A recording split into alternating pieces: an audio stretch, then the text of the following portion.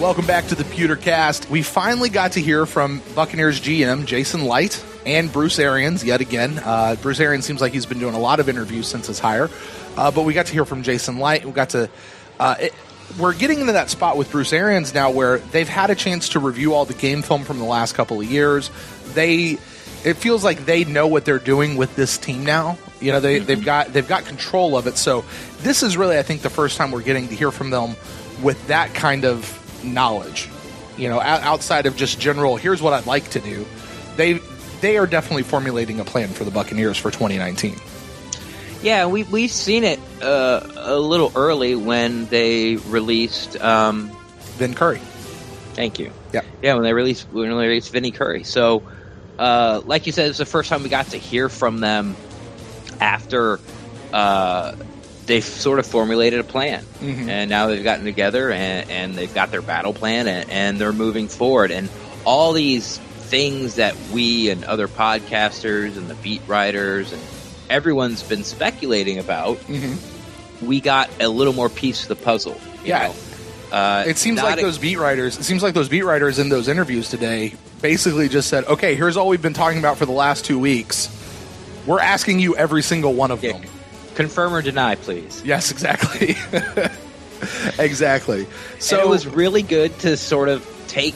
It felt like finally the first step forward, right? Since sort of the Bruce Arians hiring. And man, it is. I'll tell you what, it's good to talk some Bucs football. This is going to be fun. This is going to be fun. You're right. This is why we started a podcast, was to get to talk about the Buccaneers. So guys, we're really going to go through this. We'll be talking about it mostly in terms of what Jason Licht and Bruce Arians have now said about it.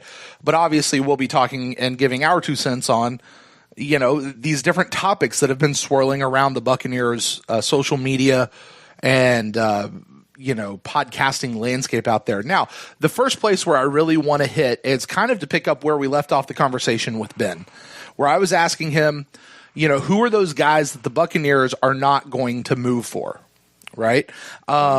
And I've been pretty adamant over the last, several weeks to say that the Buccaneers are not picking at 5. They're going to trade down.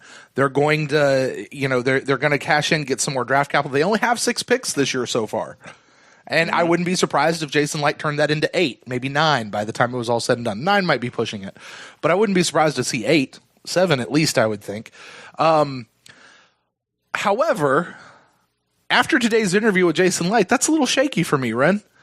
Because he says that there are 5 guys that they really like that they wouldn't mind picking up. Now, of course, they give the caveat, of course, we'll always listen. It's what I always say. Everything's got a price. I'll always listen to you. But it was more than just the perfunctory, we got 5 guys, we can take them at any point. It seemed like he was really saying, at least the way I interpreted it, was, no, there's 5 guys we really want. One of these 5 guys we'd really love to have on this team. So they may actually be staying put. They might. And, I keep coming back, and Ben mentioned him, is Quentin Williams. He talked about, and he is the lineman.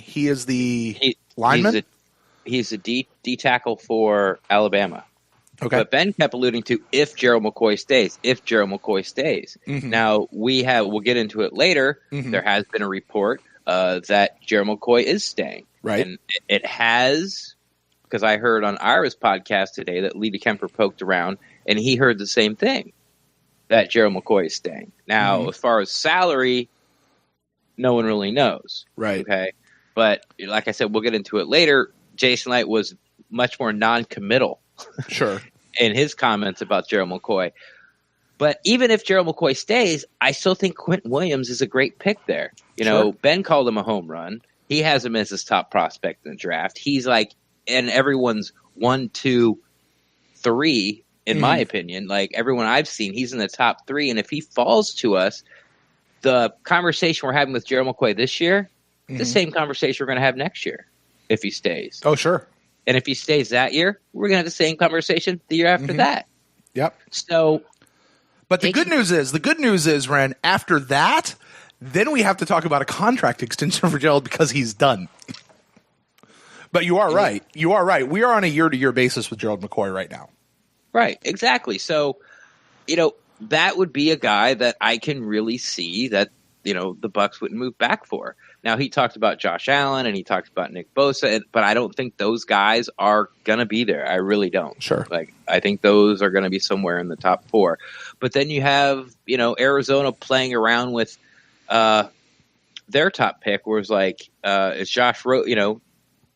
is Josh Rosen your quarterback? And the GM of the Arizona Cardinals says, yes, Josh Rosen's our quarterback for now.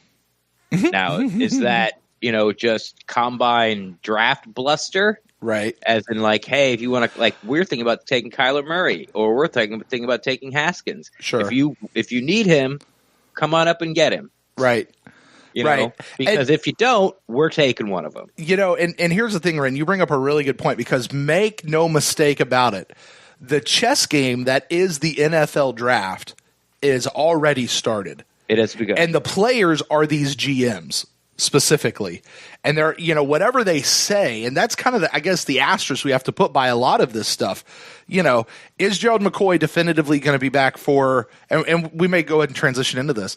Is Gerald McCoy definitively going to be back for the Buccaneers? Well, I can't say that definitively, says Jason Licht.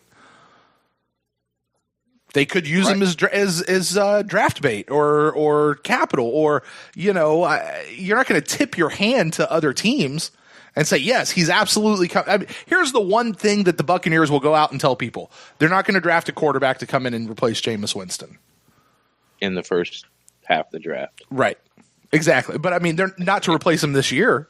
Right, yeah, exactly. So that's the one thing they can know about Tampa Bay. Outside of that, everything's on the table. Or at least that's what Jason Licht wants to put out there. So that whole chess game really is firing up, and you mentioned the guy out there in Arizona. That's a great example.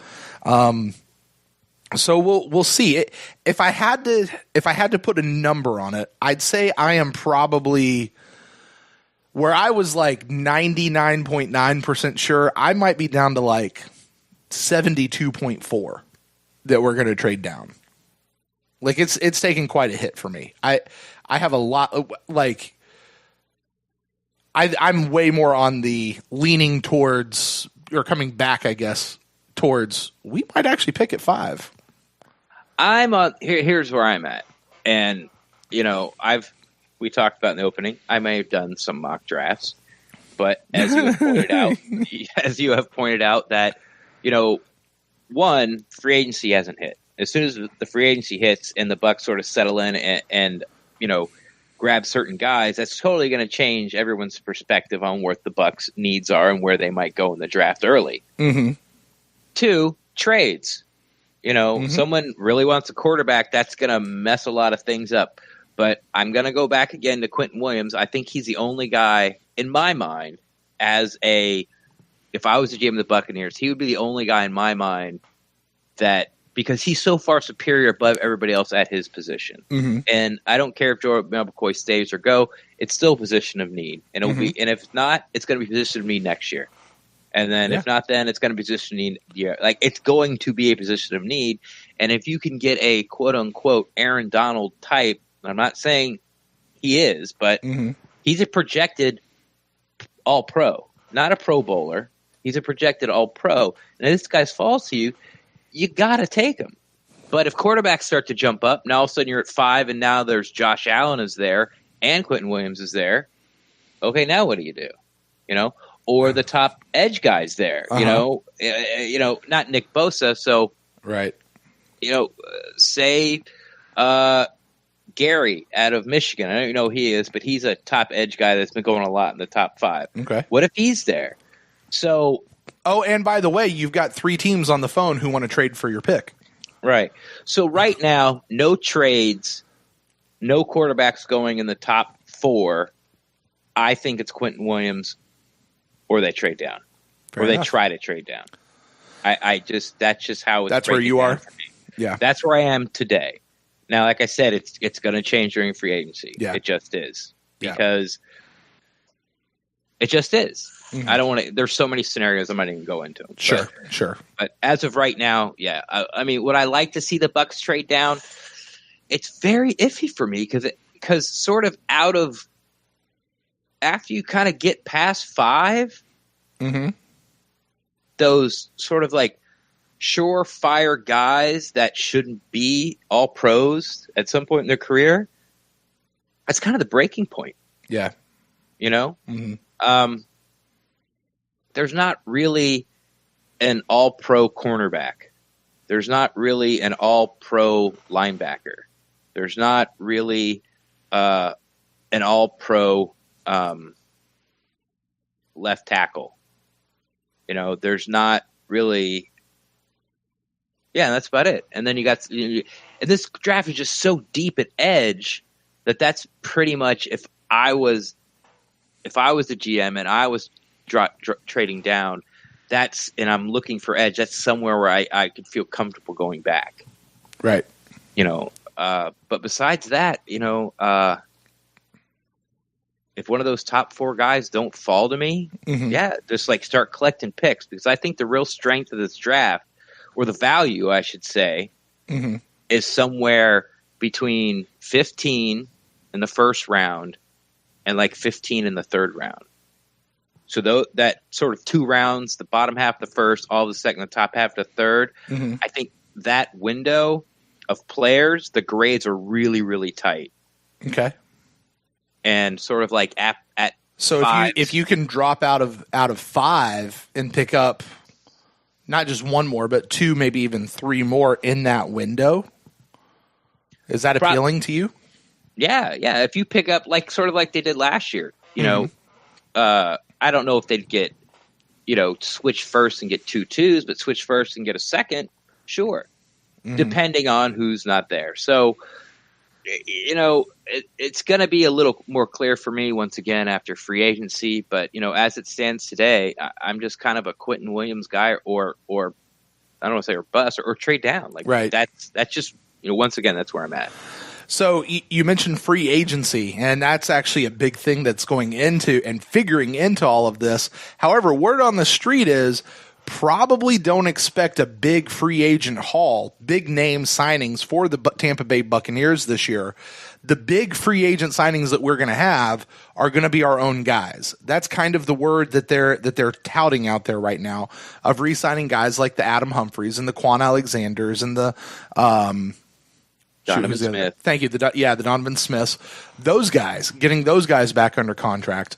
And then also having to deal with people like Gerald McCoy, which we already talked about, Deshaun Jackson, who's eating up a pretty big chunk, maybe even some of the free agent signings last year, like a Vin Curry that we've already jettisoned, to create some room. And that really, I think, and it rings true to me, that's going to be the big majority of the offseason moves outside of the draft that I think we can see from the Buccaneers. There'll be a couple of free agents here and there. You know, it's possible you could see that one big splash free agent signing, but I don't think it's going to be a ton. So that being said, well, first of all, Ren, does that ring true to you? Not big free agent signings, or at least not a big name coming out. It's really going to be more about retaining our own guys, or not? I think so. You know, I don't think the Bucs would have pay, and I haven't really looked close enough, but a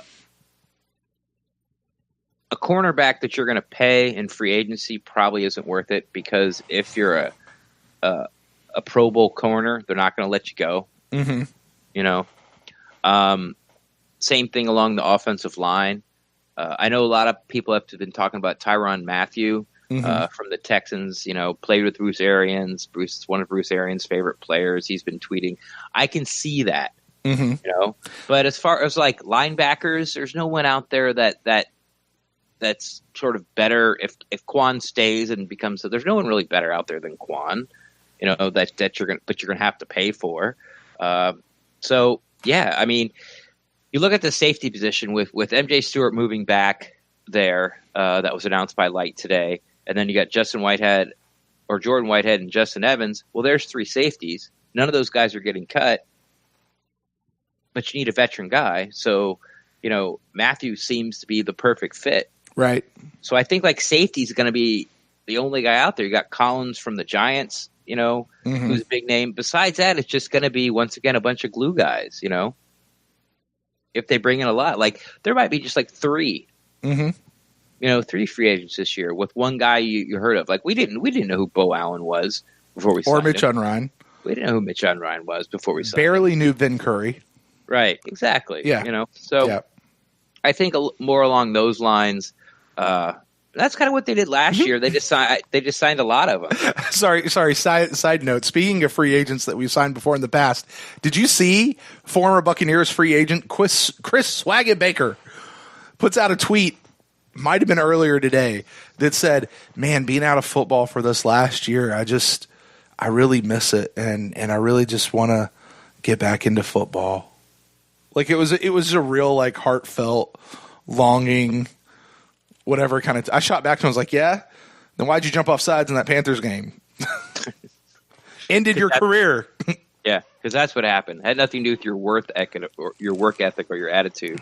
It was, Of course, that offsides didn't help. I would say that offsides was indicative of his attitude and work ethic, and just kind of encapsulated the whole thing. So, but anyway, agreed. I found it funny. Just throwing that out there. If anybody wants to go hit him back, he's flipping people off and doing all sorts of stuff. It's fun. It's a fun little tweet thread to go see if you're not blocked already. So, but anyway, back to some of our own guys, Ren.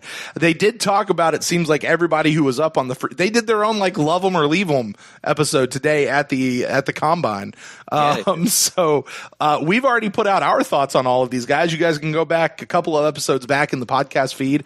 You can find that on an episode called Love Them or Leave Them, where Ren and I got to go through the upcoming free agents for the Buccaneers and talk about whether or not we wanted to love them and keep them around, or whether or not we just wanted to let them go and let them get out of here. So, Ren, we've danced around about it a little bit, so let's talk about it. Gerald McCoy, there was a big report that came out earlier this week, maybe late last week, from Rick Stroud, of all people, who's about as steady as you can get as far as information. If he puts something out there, pretty much came from the mouth of an owner or Jason Licht. Like that's kind of how you put that. That's the kind of weight that his tweets have, where he puts out not just a tweet, but he also puts out a full article saying Gerald McCoy is going to come back. They're not going to ask him to take a reduction in salary. And so he'll be back. And then, by the way, Cameron Brate is also going to be back. They're not going to take a reduction in his salary either. So those are two names that he puts out there. But then you mentioned earlier, as they did, when it got to that point where they said, "Hey, is Gerald McCoy actually coming back?" Well, Jason Licht wouldn't defend it. What he said was something to the effect of, "I can't definitively say that about anyone, but we'd love to have them all back," or something like that. And he'd love to have Gerald back. So no firm commitment on Gerald McCoy, but he didn't deny it either. Well, I will say this. One, I agree with you about Rick Stroud. He's not in the speculation game like we are. Right. Or, some of the other sites, that follow the Buccaneers and have credentials do. But what I will say is it was a little more of an endorsement than it was at the end of the season. Sure. When he was asked, "What about McCoy?" And he was like, "Well, we got a lot of tough decisions to make." Right. What about Adam Humphries? "Oh, we want Adam Humphries back. That's priority number one." Gerald McCoy? We got a lot of tough decisions to make. Right. It's like, whoa. So it was a little more committal, but not fully committed to Gerald McCoy. So I'm still standing by what Stroud reported, because he wrote it down. Like on his podcast, Sports Day Tampa Bay, that's sort of more or less a speculation game. He does what we do. He talks about the news. But if he writes a article for the Times and, it gets printed and he puts it out there with a link to it, you can almost take it as gospel. Right. So with that, now, Ren, do we need to ask how you feel about the fact that Gerald McCoy, and I'll say fact, that Gerald McCoy is coming back next year? Sure. Full price? If you want to. You got to deal with him another year, Ren. But at least it's on a year-by-year basis. Yeah, that's all right. I mean, I don't have a problem with Gerald McCoy as a player. I have a problem with Gerald McCoy as a person. And it's kind of unfortunate because, he's such a good guy, but it's just, it's that I don't know, passive aggressive victim crap that he always does. It just drives me bonkers. Right. And we don't have to revisit that. If anybody wants to, Ren has fully documented that on previous episodes here of the Pewtercast. You guys can definitely go look at that. But I mean, is it suffice to say that you don't have a problem with him as a player? It's just more personal. Yes. Okay, that was the enough. Love Him or Leave Him episode. I might have soapboxed for an hour about how frustrating I find Gerald McCoy. Mostly his comments and his Twitter feed, his Instagram, and all that stuff. But that's neither here or there. Here's the thing: if he does stay, and he does stay at $13 million, I trust Jason Licht and Mike Greenberg that they're going to make it work. Hey, say that again for me. Want me to say it a little louder? Yeah, say it a little louder so everybody can hear you. I'll even rephrase it. Now, a lot of us, including me, and I've heard other beat reporters talk about it and actually go on record saying that they don't think Gerald McCoy's production is worth $13 million.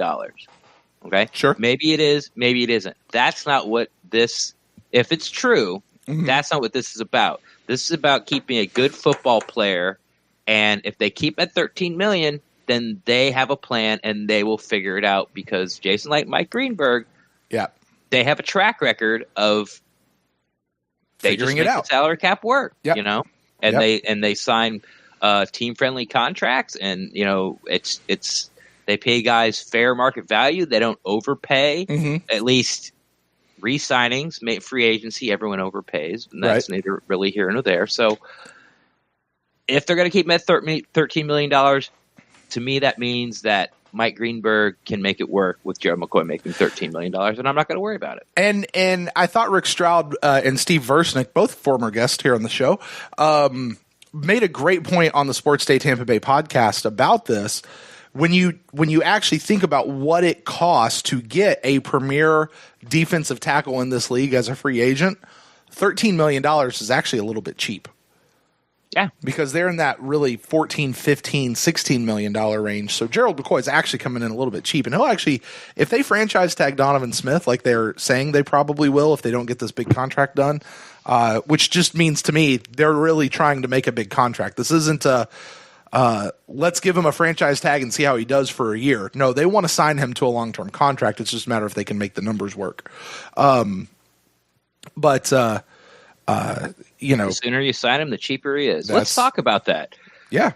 That's also been speculated about, and everyone, and when I say everyone, I mean all the beat reporters, have pretty much heard from the Buccaneers that, hey, one way or another, Donovan Smith is coming back as the Buccaneers. Like, we want him. We can franchise tag him if we have to. And I read a tweet today that on the radio, XM Sirius radio, Jason Licht was on some show, and I guess the question was posed to him: if you can't come to a long-term deal with Donovan Smith, will you franchise tag him? And he said more than likely.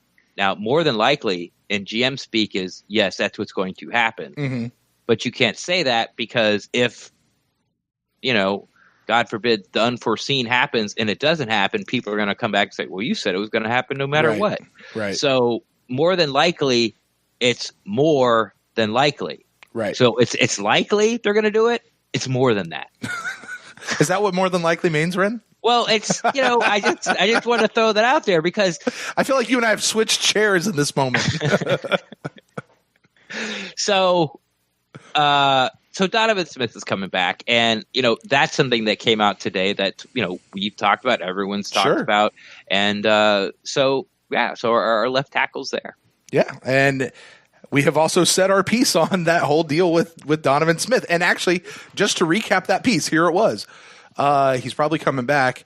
They'll figure out the price and make it work. And I trust Mike Greenberg and Jason Licht to make that work in a team-friendly way that, the Buccaneers will do what they need to do to make that happen. So that to say, Gerald McCoy is coming back. He'll actually be a little bit cheaper than Donovan Smith. Donovan Smith is coming back. Another person, Ren, that we talk about coming back. And this one I think is a little bit more of a head scratcher, and I'm not sure how I feel about it. But Deshaun Jackson. Now, we all know the history with Deshaun Jackson, or at least most of us do. He asked for a trade. He said that he doesn't like Jameis. He'd rather have Fitzpatrick. He cleared out his locker before the last game even started. Sold his house. Yeah, he sold his house. Fallen asleep. And, I want to play for the Rams. Yeah, exactly. Just all this crap.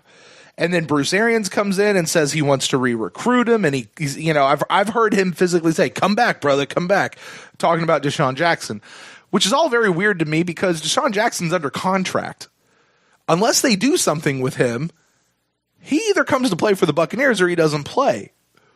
This is not an option right now, really, for Deshaun Jackson.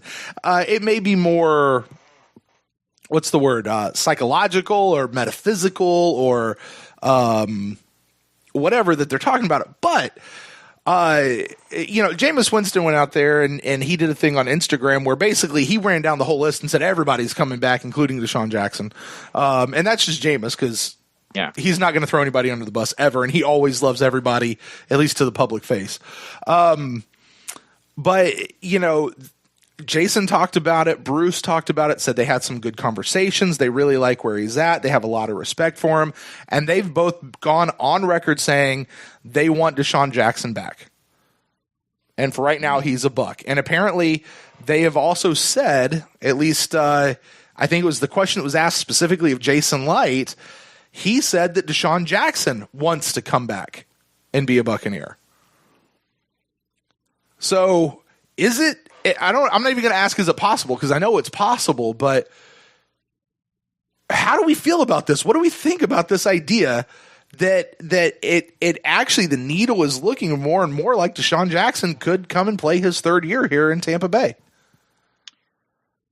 If it happens, we have to, as a fan base, we don't have to, but for our own sanity, I think it's a good idea to believe that Bruce Arians is the type of coach that Deshaun Jackson will like, and he'll be able to control Deshaun Jackson. Mm-hmm. Okay. Basically, controlling Deshaun Jackson without Deshaun Jackson knowing he's being controlled.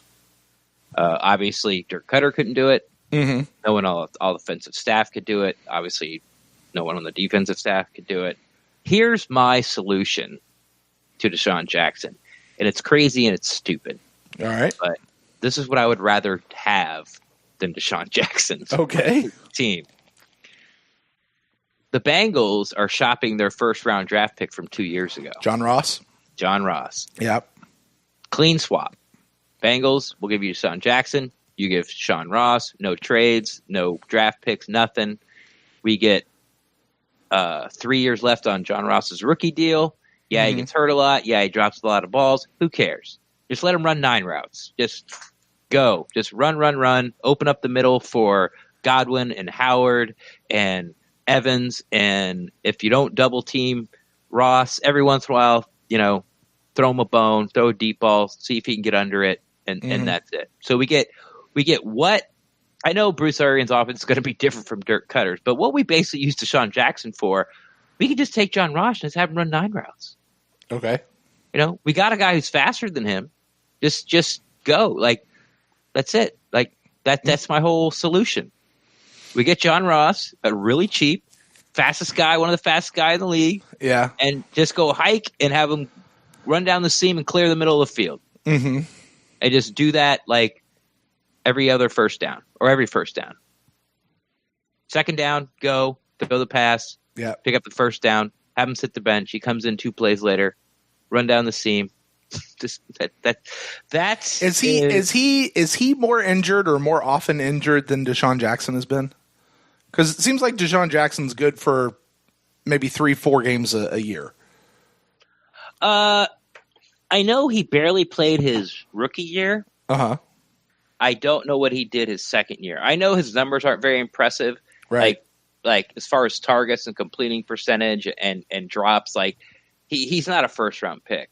What he is he's lightning fast, and just use him for what he is. Don't give him his 5th year option. Just keep him for 2 years and then get rid of him. But it's going to free up a lot of cap space. That's my solution. I mean, is it going to happen? Absolutely not. Right. Should you take this conversation seriously? Absolutely not. But I am so tired of talking about Deshaun Jackson. I don't care anymore. Like, I don't. This is going to be, if Deshaun Jackson comes back, I'm putting my trust in Bruce Arians. If he doesn't, I'm going to say good. Here's the trust in Bruce Arians that I'm putting in him for Deshaun Jackson, if Deshaun Jackson comes back. That if the shenanigans that Deshaun Jackson continues, that we've heard about, that's assuming that those things were true. If those things continue, if Deshaun Jackson continues a lot of this diva attitude that we've seen,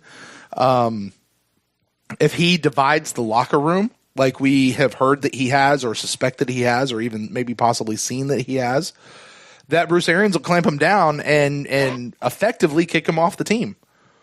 Something that I think Dirk Cutter neither had gumption nor honestly the balls to do.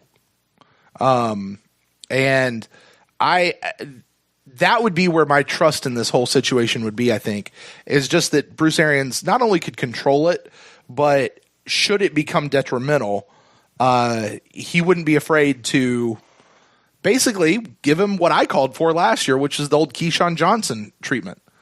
But listen, sit down, go home, we'll pay you your check, just don't even show up, stay out of the building. Here's what scares me about it. Okay. Like, we've heard Bruce Arians more than once. He said it again today. You know, if you don't, gas, we call it gas in the service industry, give a shit. Right.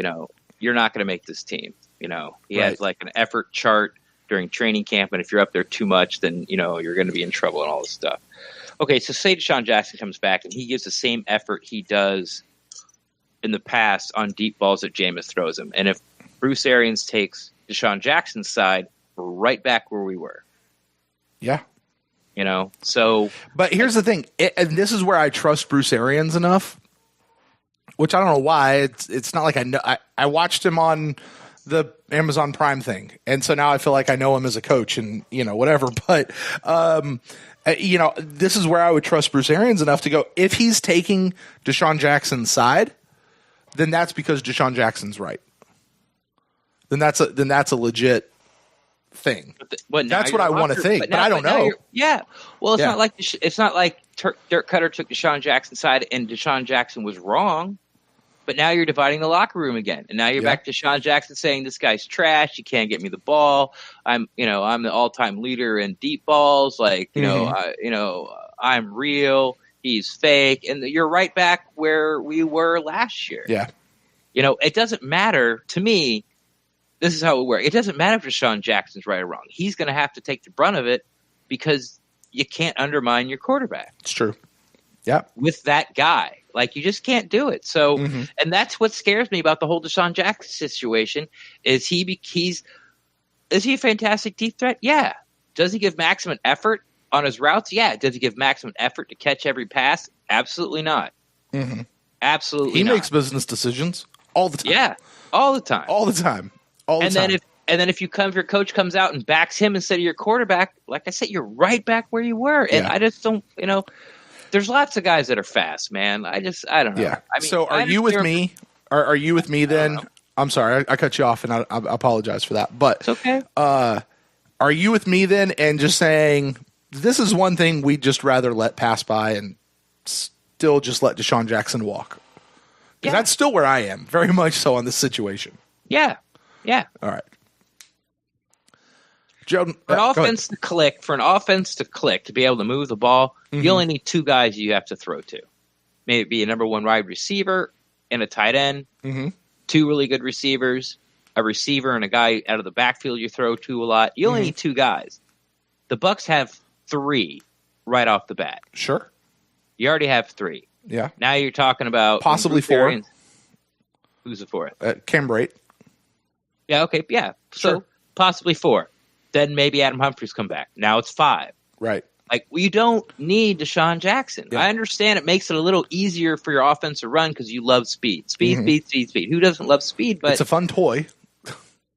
Yeah, it's a fun toy. It's not the be-all, end-all. Right. Like, people make it to the Super Bowl, make it to the playoffs, win the Super Bowl, win in the playoffs without a lightning-fast burner on their team.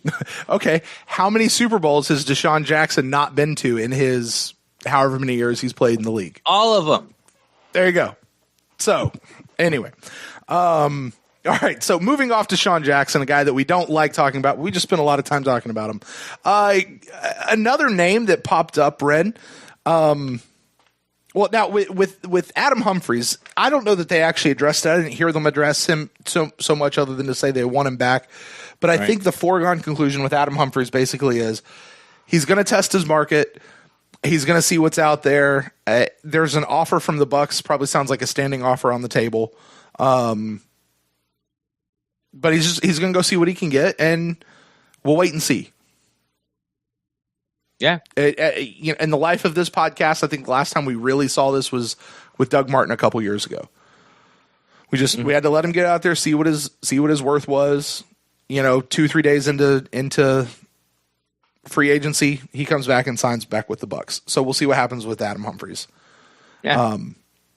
So with that, now the word is there's another person wanting to test his free agency market value. Mm-hmm. And that being the heart and soul of our defense, Kwon Alexander. Right. I don't know if he'd say he wants to. He's just gonna. I'm sure if the Bucs put an offer big enough that matched his, he would gladly sign it right away. But yeah, Jason Licht pretty much said that, not so many words. That when someone asked about Kwon Alexander, he said, "We're going to see where the market is," which means we're letting Kwon Alexander not walk, but he's going to go out there and see what he can get. Right. Kind of what you said. We have an idea. There's an offer that we have an idea of the money that we want to spend on a deal for Kwon Alexander. Him and his agent want more, so they're going to go out there and look, and then and we're okay letting them look. Yeah. And if he gets something ridiculous that we're not going to match, well, thank you very much for your service. Mm-hmm. If it's something close, we'll keep talking. Or if he goes out there, and maybe he goes out there and, the Bucs already have the best offer, we'll see Kwon Alexander back. Right. And this is a far cry, both of these two situations, a very far cry from what we're hearing with Donovan Smith. Yes. Like with Donovan Smith, this is we're going to keep him. Yeah. We'll do what we need to keep him, including the franchise tag. Right. Or we're going to work on this long-term deal. We will get him under contract. He is coming back. Like, they're drawing a line in the sand with Donovan Smith. Adam Humphries and Kwon Alexander, there is no line in the sand for those guys. Right. And this is what's been nice about these interviews is we've just been speculating about this. Mm-hmm. But, we have pretty much now been told, like, this is what's going to happen. These two guys are going to hit the market. We want to keep both of them. We'll see. Right. If you could only pick between Adam Humphries and Kwon Alexander, who do you pick? You can only pick one. Can I wait till after the draft? If I only pick one, I would. No, you can't, because they can only wait for like another week. Yeah, I know. I would take Kwon. Really? You take Kwon? Okay. You take the fourth best option over your starting middle linebacker? Yeah. No, I see. I don't know. Doesn't matter which one I think does their job better. Yeah. That's a point. That's a point. I think I tend to like Adam better. Here's the deal. When I look at and you're right, I'm looking at it from a who does their job better. Right. Because Kwon still makes questionable calls, shoots the wrong gap, makes the wrong guesses sometimes. There's no denying his heart for the game. There's no denying, how he gets out there and runs around. And he can have games that are phenomenal and record breaking. He really can. We've seen it before.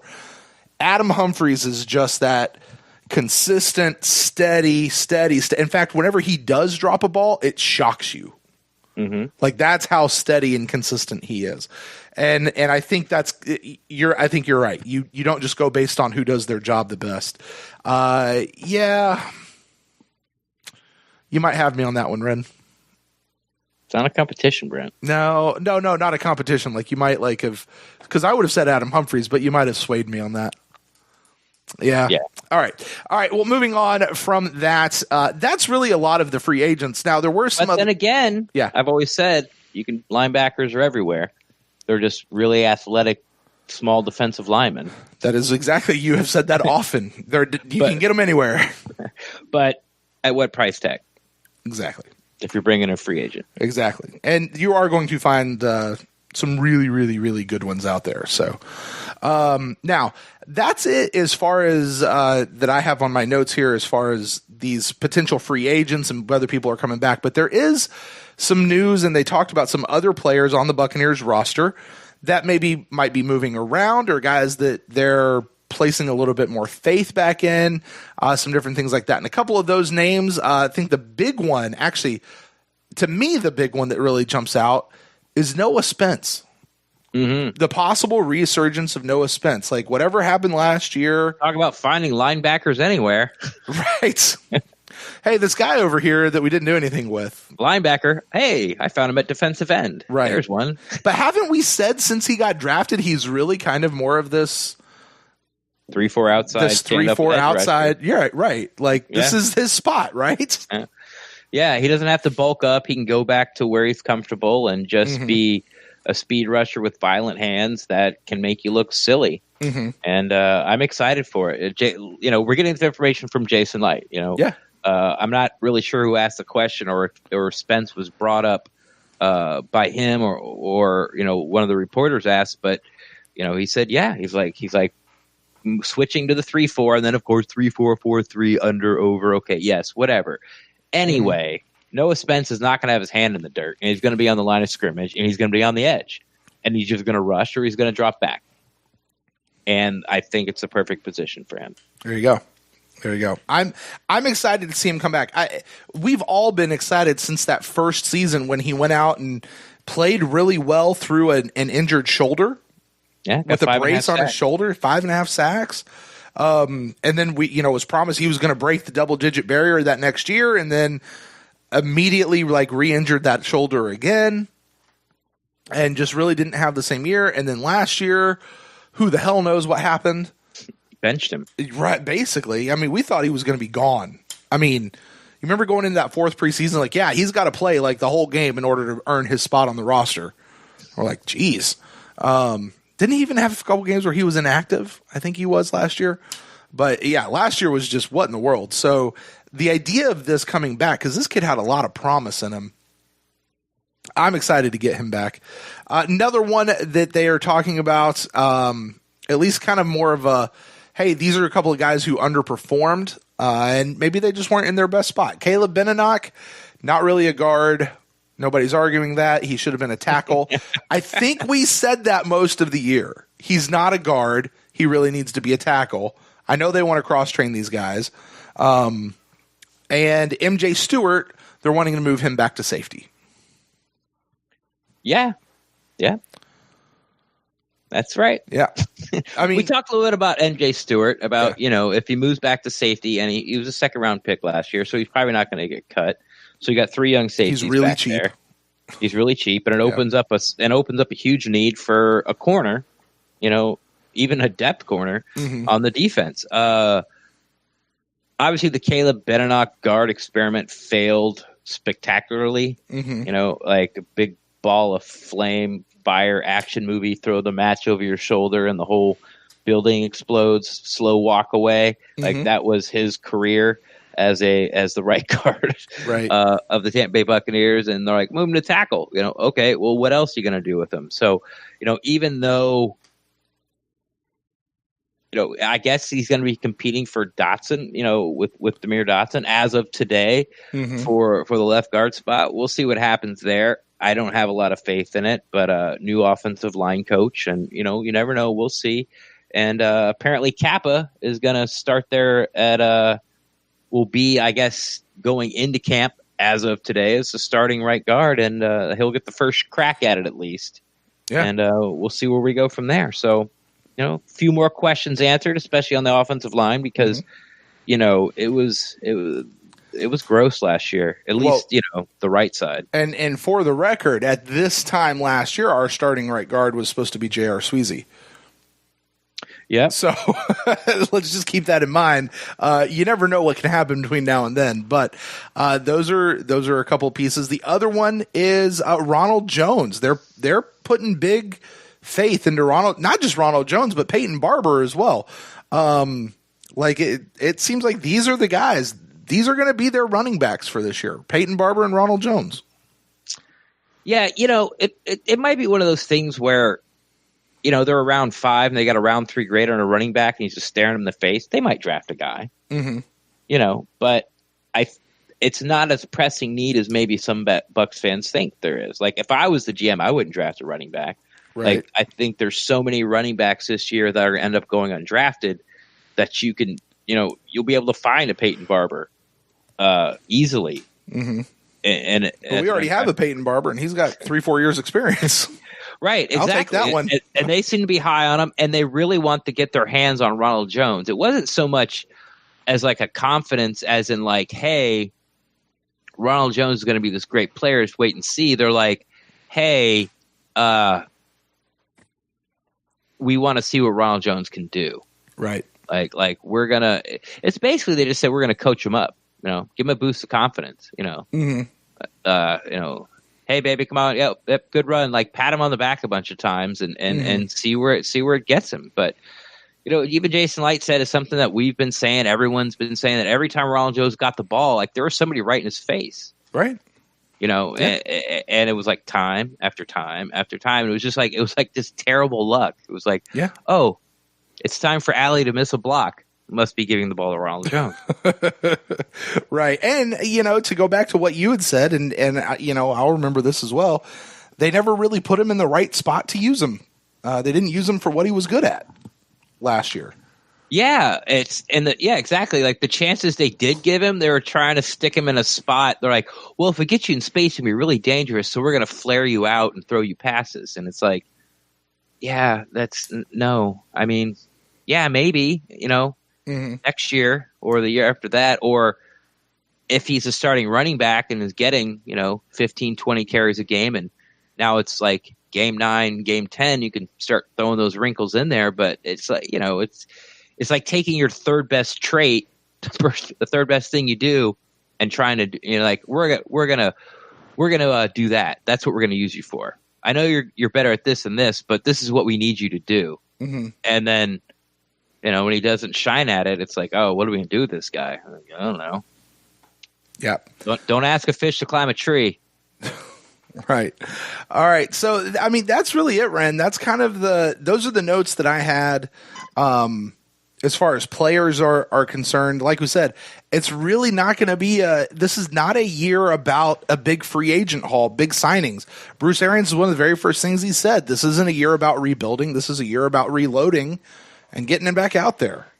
And, he thinks that this roster has what it takes to do some good stuff. It was part of the stars aligning, as he's said so many times since he's gotten here, for why he came back. In fact, I'm getting a little mad at Bruce Arians, Ren. Oh, yeah? He's starting to piss me off. I got to tell you why. You want to know why? Because as a podcaster, okay, he keeps saying the same 3 or 4 things again and again and again and again. It's like every time we hear him, it's the same. Well, the stars aligned. Right. Well, I like this guy. I want to see what he can do. Yes, I want to be over here. We're going to do this trust, loyalty, and accountability, or whatever these 3 words are that he uses. Like, we're not getting much new stuff out of Bruce Arians anytime that we hear from him. It's that same. How dare he, Ren? It's the same consistent message that he has said. You're not going to catch the guy in a lie because it doesn't seem like he's lying to you. Like, it's the same thing again and again and again. Can't lie to you because he doesn't say anything. Well, there's 2 things here. One, the people that cover the Bucs, they're learning what kind of, and this is something I talked about as soon as the coaching change was, like, they're going to have to learn how to ask questions to Bruce Arians to get the information you want. Mm-hmm. Takeaways, outs. And, the media's sort of learning. This is only the second time they've gotten to talk to him, really. They got to talk to him twice in the same day. Mm-hmm. And now this is their second time. So, but hey, we'll be able to fix that because coming up, what is that, March 6th? Yeah. Just you, me, and probably 3,000 of our closest friends. We get a Q&A with Bruce Arians. And his coaches. But we'll be there. We will be there to let you guys know, the listeners out there, what goes down. It's special ticket invite for whatever. So yeah, Ren and I will be there to cover that up, and we'll let you guys know with that. And so we might be able to, ask some questions. Yeah. Let's make sure we don't give them all as outs. Yes, exactly. Take all those away. But here's the big thing, Ren. Now, Joe Bucs fan tweeted this out. I have not been able to find a recording or a transcript to verify this. Okay. But their tweet basically said, Bruce Arians said today, meaning today at the Combine, that he doubts that there will be extreme turnover on the Bucs roster, which is something we've been saying. Like that rings true. This is something we've been saying this whole show. He doubts there'll be extreme turnover on the Bucs roster because Jason Licht has done such a good job. Now, I know this has turned a lot of heads, a lot of people that are kind of tired of Jason Licht here over the last couple of years, given, what's happened. And I understand why people might be a little miffed at him. However, I do think that this is worth bearing, and we'll close out the conversation on this one. If Bruce Arians goes out and puts up 10 wins, 11 wins, if we hit the playoffs this year, and we haven't really changed the roster over.